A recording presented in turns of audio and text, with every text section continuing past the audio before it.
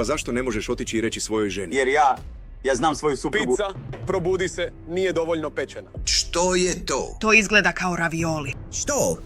Imao sam teško trovanje hranom, nevjerojatno, i vratio sam se u London i rekao našem izvršnom producentu Pat Llewellyn, znate što, ne znam hoću li preživjeti ovo. Na vrhuncu Kitchen Nightmares, Gordon Ramsay ušao je u još jedan restoran u problemima, očekujući kaos koji bi mogao popraviti. Učini mi uslugu, zatvori taj prokleti restoran, ne mogu više izdržati i gledati tu sramotu. No izašao je noseći nešto puno težeg. Sumnju da je sam show bio izgrađen da ne uspije. To je otkriće, koje je godinama raslo, promijenilo sve što je uslijedilo.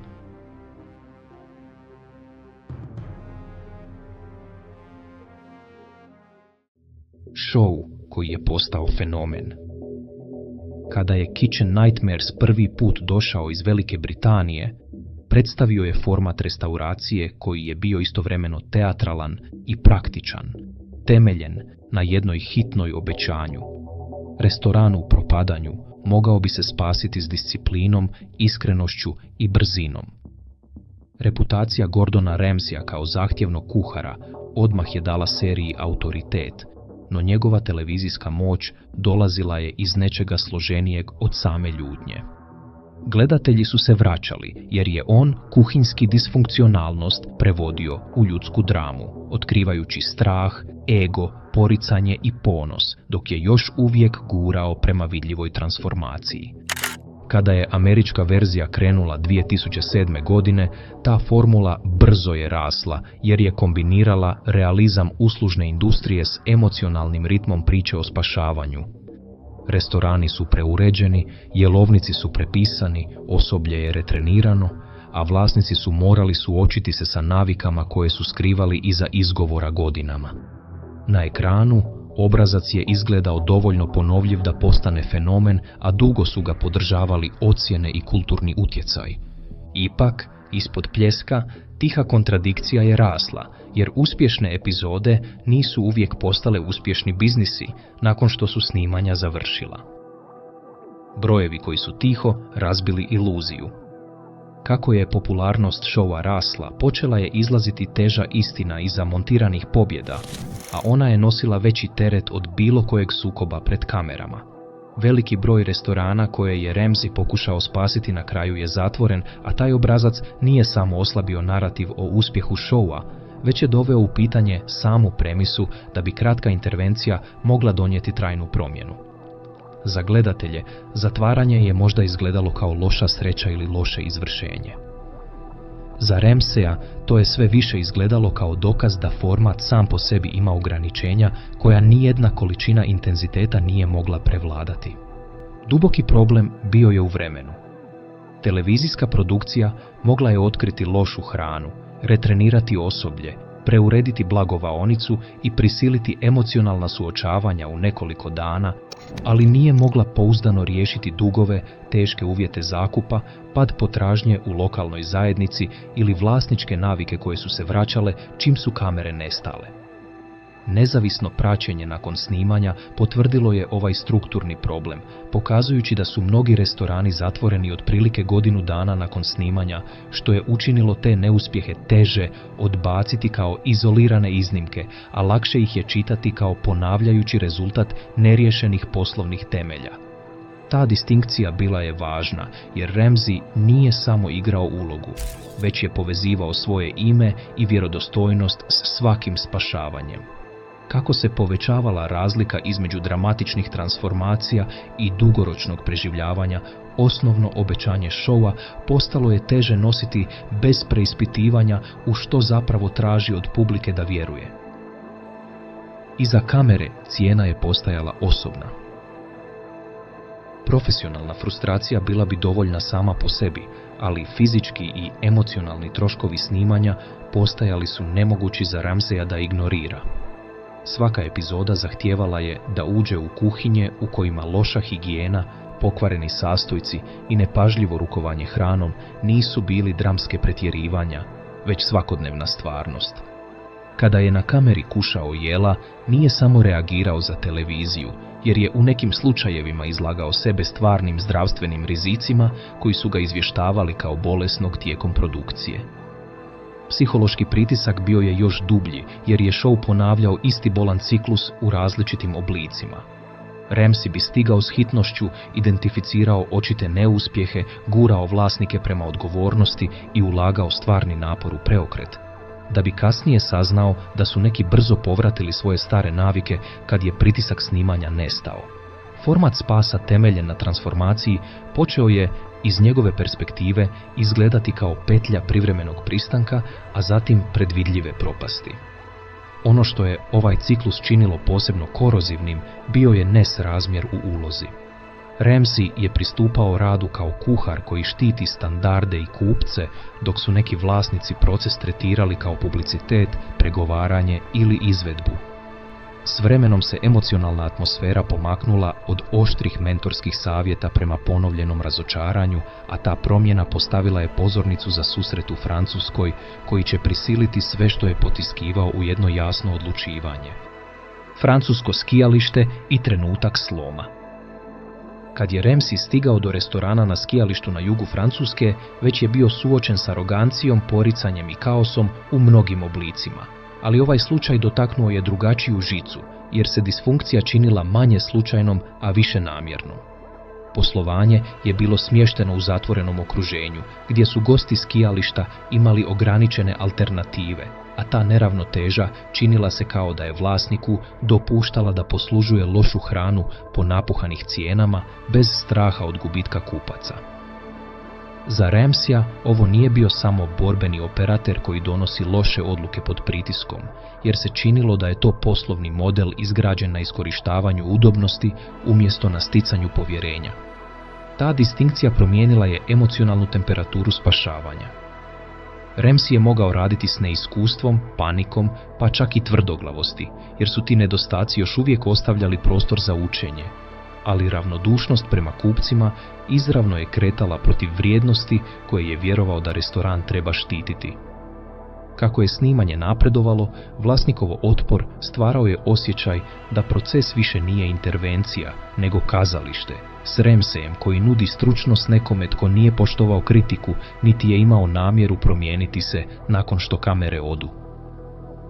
Ono što ga je konačno slomilo nije bio jedan uvredni trenutak, već jasnoća koju je situacija proizvela. Nakon godina pokušavanja popraviti restorane kroz komprimirani televizijski proces, ovaj slučaj je vidio kao dokaz da format nije mogao dovoljno brzo prepoznati između ljudi kojima je potrebna pomoć i ljudi koji su samo željeli izloženost. U tom francuskom skijalištu moralna premisa šoua prestala je biti teška i počela se osjećati kompromitiranom. Odluka koju mreža nije očekivala. Ramseyeva reakcija na tu spoznaju nije se razvijala kao spora pregovaračka odluka, jer je, kad je zaključio da je problem strukturni, nastavak snimanja Kitchen Nightmares postao nepristojan prema vlastitim standardima. Umjesto da čeka da gledanost padne ili da izvršni direktori donesu odluku umjesto njega, odlučio je sam ukinuti show. Taj potez je šokirao Fox, jer je serija još uvijek bila vrijedna televizija s prepoznatljivim formatom, vjernom publikom i voditeljem, čije je prisustvo činilo cijeli franšizu funkcionalnom. Iz perspektive mreže, očita rješenja bila su praktična prilagođavanja. Mogli su smanjiti opterećenje, skratiti produkcijske zahtjeve ili stvoriti veći razmak između sezona kako bi snimanje bilo manje iscrpljujuće. S Ramseyeve perspektive, ta poboljšanja bavila su se umorom, dok su ignorirala besplodnost, jer glavni problem više nije bio pritisak rasporeda, već ponavljajuća neskladanost između televizijske transformacije i dugoročnog preživljavanja. To je ono što je činilo otkazivanje toliko neobičnim i otkrivajućim.